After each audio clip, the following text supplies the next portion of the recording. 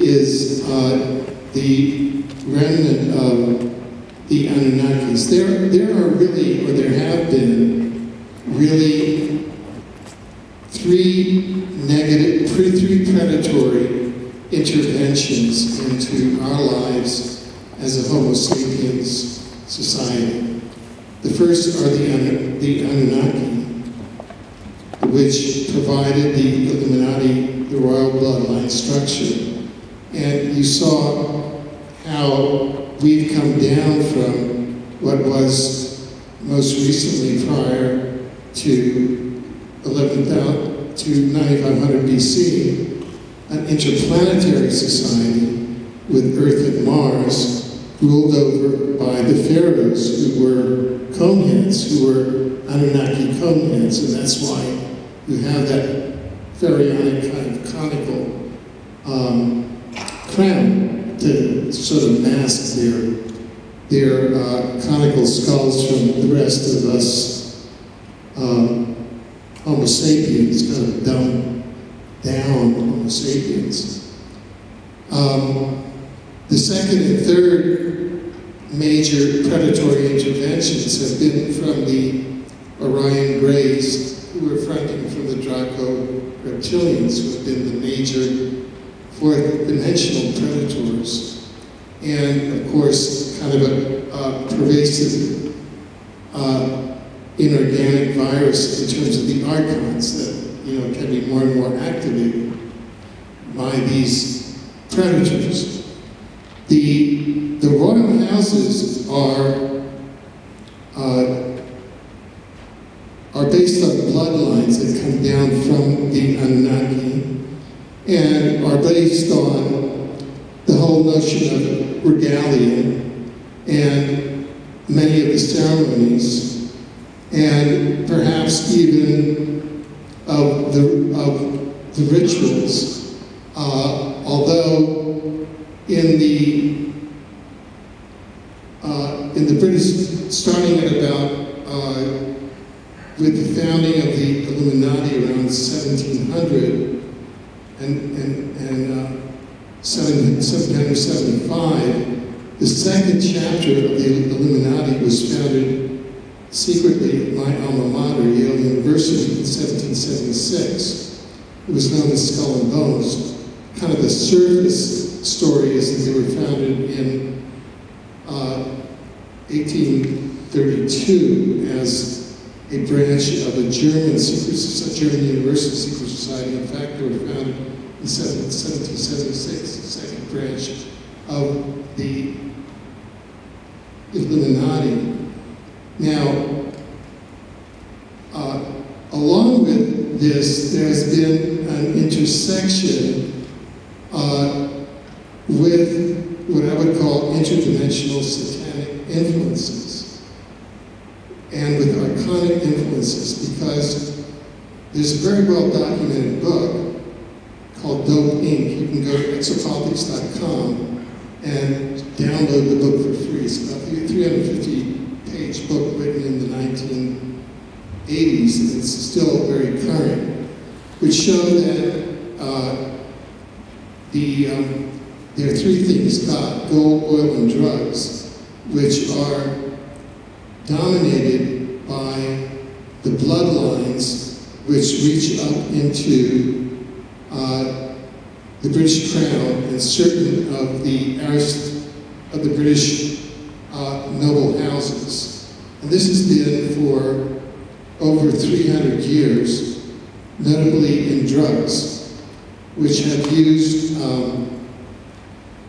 first started with the Opium Wars in China, and we're going to use drugs, an Opium War to defeat the American Revolution, and in fact then used it. This was in the reign of George III, and then used it to begin the defeat of the United States in the Vietnam War, which is really a war to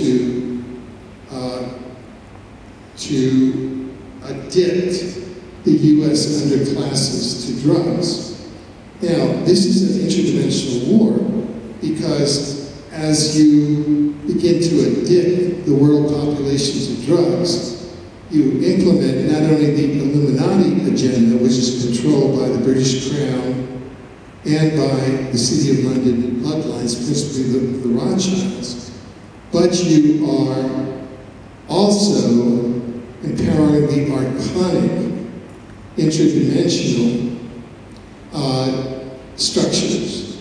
And we have cases whereby individuals who would try to get addicts off of drugs would be attacked by an archonic queen. These are interdimensional beings, are actually queens, and these very powerful beings who control a number of addicts that they use for access to their souls by keeping them on drugs.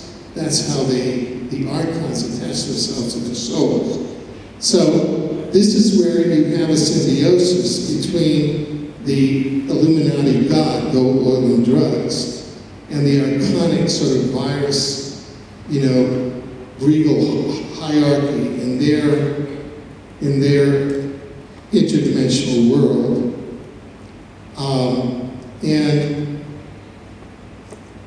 In a sense, the British Crown is the representative of the hierarchy, what I would call hell, or the satanic hierarchies. And right now, hearkening back to what was presented in terms of the Khazar empires, probably the script of the Khazar empires, you go to exopolitics.com and read an article, an interview I did with a world expert on this. The script that they're using is a script called the Protocols of the Elders of Zion. And right now, they're in the process of bringing in the Zionist king, or the world king.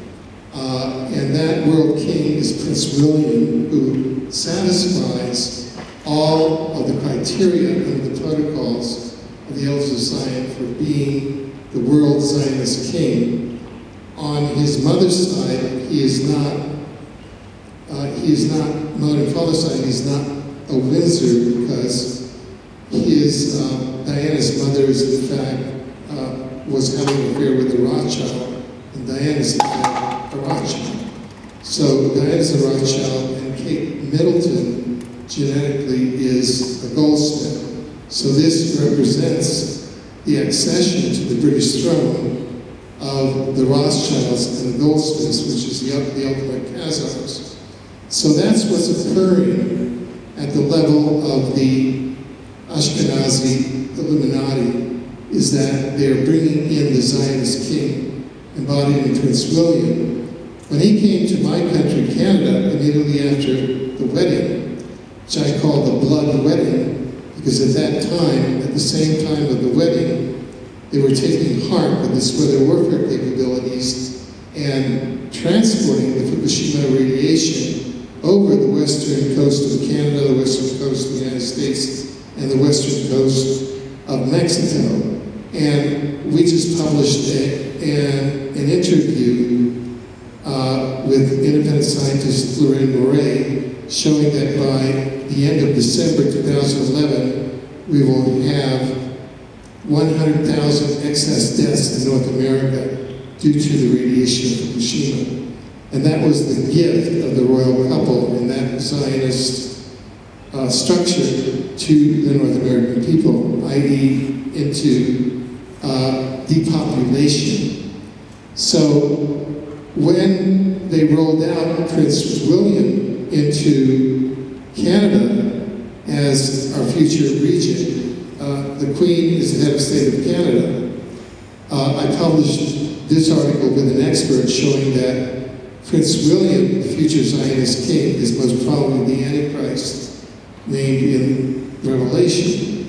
And he then went for a few days with his consort Kate to visit the aristocracy of Hollywood, and then they disappeared off of the radar and went to Bohemian Grove and were initiated with the Illuminati of North America as the future Zionist king. So that's what's going on at that level.